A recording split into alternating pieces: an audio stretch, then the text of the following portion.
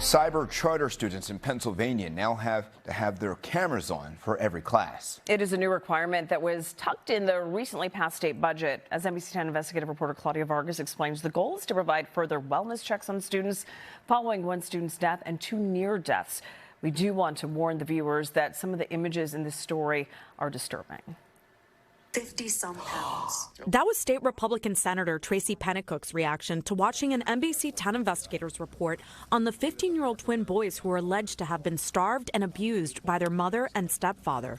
The Lehigh County boys were students at Commonwealth Charter Academy, the state's largest cyber charter school. The school has been pushing back on the State Department of Education's requirement that weekly on-camera wellness checks be done for each student. I've spoken to a lot of the cyber charter schools, and CCA is the only one that gave us pushback. CCA says their interpretation of the law allows for checks on students in a variety of ways, not just through on-camera learning. Over the summer, Senator Pennicook introduced legislation that would rid the state law of potentially ambiguous language and say that, quote, each enrolled student is visibly seen and communicated with in real time. It was really important to make sure that we are getting eyes on these kids and making sure that they are okay and they're not being starved, they're not being beaten, they're not being abused in any way. That bill did not come up for a hearing. Instead, similar language was written into the state budget that passed in November. The powers to be kind of negotiate, putting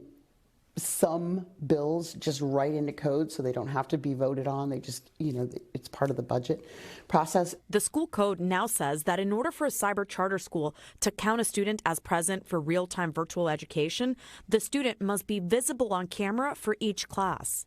It went into effect December 12th.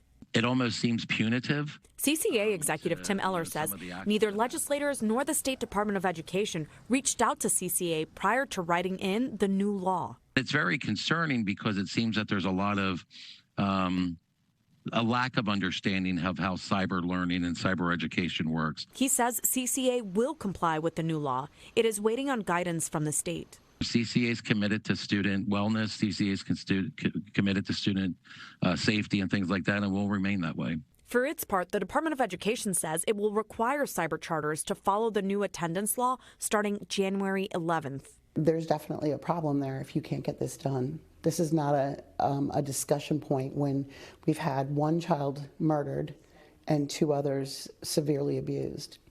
No. How do you expect this to be enforced?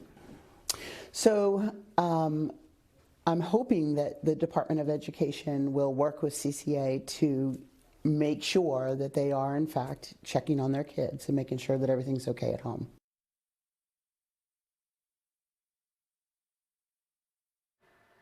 And the weekly wellness check law is still in effect and has not changed. The Department of Education says it is reviewing CCA's compliance with those weekly visibility checks.